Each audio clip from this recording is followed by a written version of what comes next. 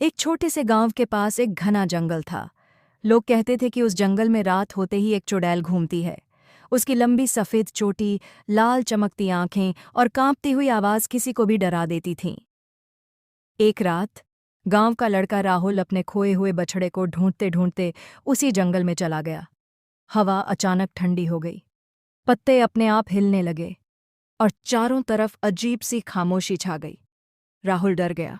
उसने पीछे मुड़कर देखा तो एक परछाई दूर खड़ी थी।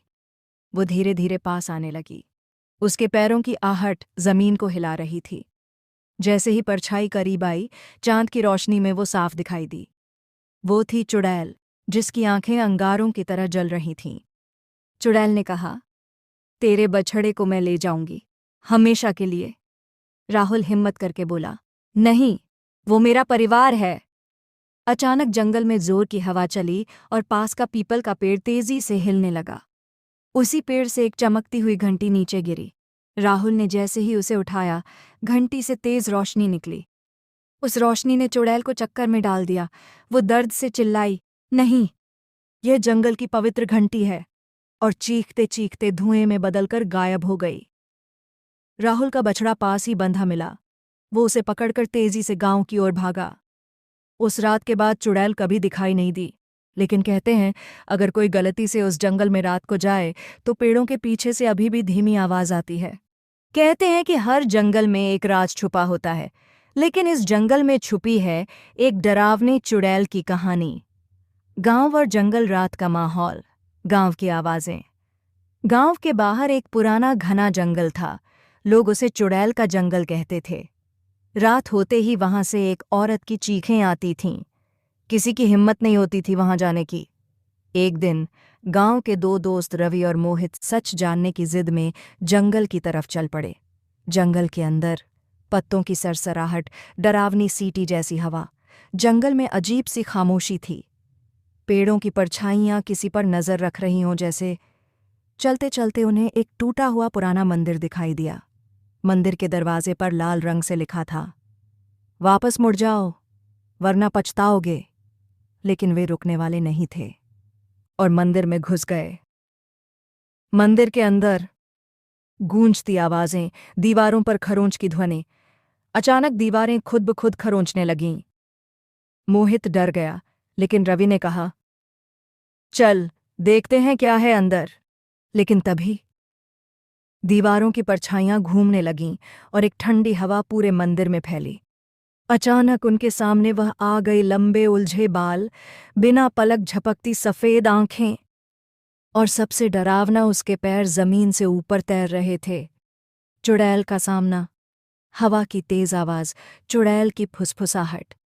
चुड़ैल धीरे धीरे बोली, मेरी नींद क्यों तोड़ी? क्यों आए हो? दोनों पीछे हटे, लेकिन वह चीखते हुए उनकी तरफ झपटी।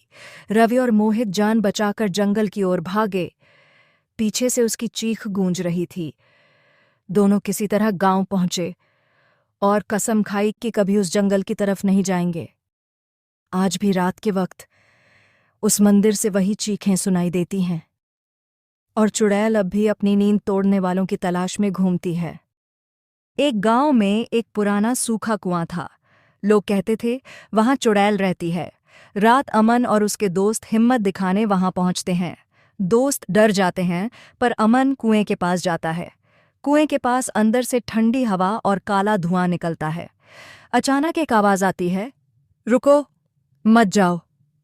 चुड़ैल प्रकट, सफ़ेद साड़ी वाली चुड़ैल बाहर आती है। वो कहती है, मैं यहाँ फंसी हूँ, मेरी आत्मा को शांति चाहिए। अमन, मैं कैसे मदद कर सकता हूँ? चुड़ैल, कुएं पर एक दीपक जला दो। दीपक। अमन दीपक जलाता है।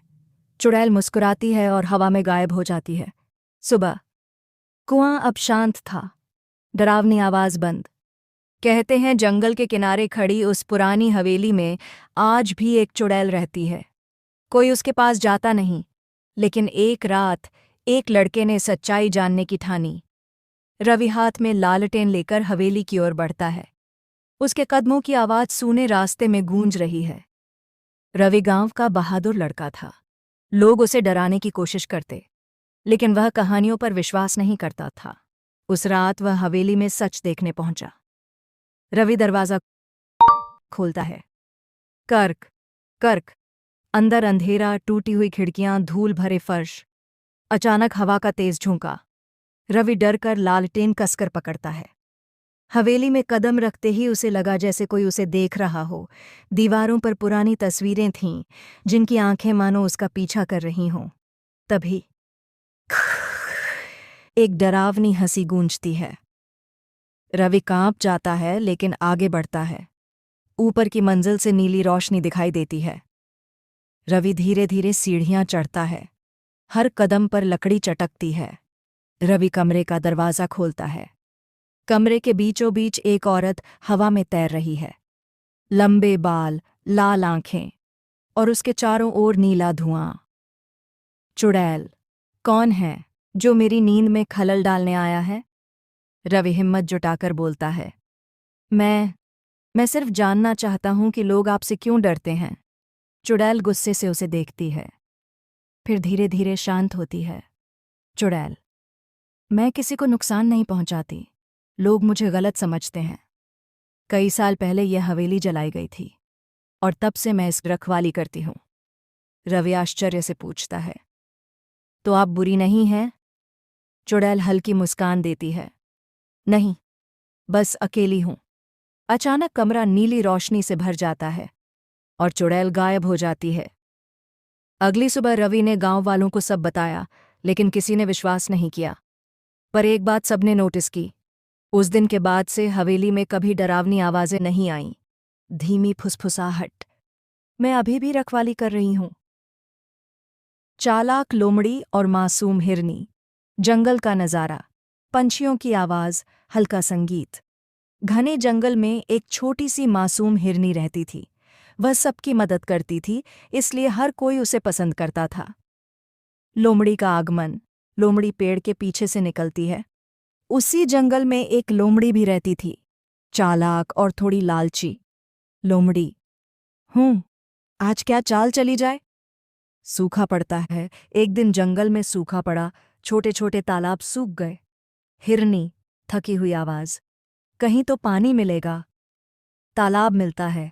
हिरनी पानी देखने के लिए झुकती है। काफी खोज के बाद हिरनी को एक छोटा सा तालाब मिला। हिरनी खुशी से, आखिरकार पानी। लोमड़ी का डराने का प्लान। लोमड़ी तेजी से आती है। लोमड़ी, रुको रुको, यहां मगरमच्छ है, तुम मत पियो, मैं पहले चेक करती हूं।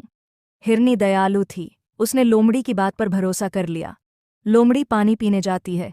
लोमड़ी पानी में झांकती है। लोमड़ी असल में पानी खुद पीना चाहती थी। पानी में उसकी परछाई दिखती है। लोमड़ी डर कर, अरे दूसरी लोमड़ी, यहां कैसे? हिरनी की मदद। लोमड़ी फंस गई। तभी हिरनी ने लंबी लकड़ी उठाई। हिरनी, लो इसे पकड़ लो। लोमड़ी बाहर खींची जाती है। लोमड़ी का पछतावा। लोमड़ी शर्म से, मैं तुम्हें धोखा देना चाहती थी, लेकिन तुमने मेरी जान बचा ली, माफ कर दो। हिरनी मुस्कुराते हुए, सब गलती करते हैं, पर सीखना जरूरी है। उस दिन से लोमड़ी ने कभी किसी को धोखा नहीं दिया। इस कहानी से हम सीखते हैं कि दया और अच्छाई हमेशा जीतती है और बुरा सोचने वाला अक्सर खुद मुसीबत में फंस जाता है। अगर आपको कहानी पसंद आई हो तो लाइक, शेयर और सब्सक्राइब जरूर करें। दोस्तों, आज की कहानी है दयालु हिरण और चतुर लोमड़ी की। तो चलिए शुरू करते हैं। एक घने जंगल में रोहित नाम का एक दयालु हिरण रहता था। हिरण जंगल में चलता हुआ दिखे। एक दिन भयंकर गर्मी पड़ी। जंगल में पानी की कमी हो गई। बंदर बहुत प्यासा था और पानी की तलाश कर रहा था। लोमड़ी पेड़ के पीछे से निकलती है। तभी चतुर लोमड़ी चीकू ने उसे देखा। उसके मन में एक चालाकी सूझी।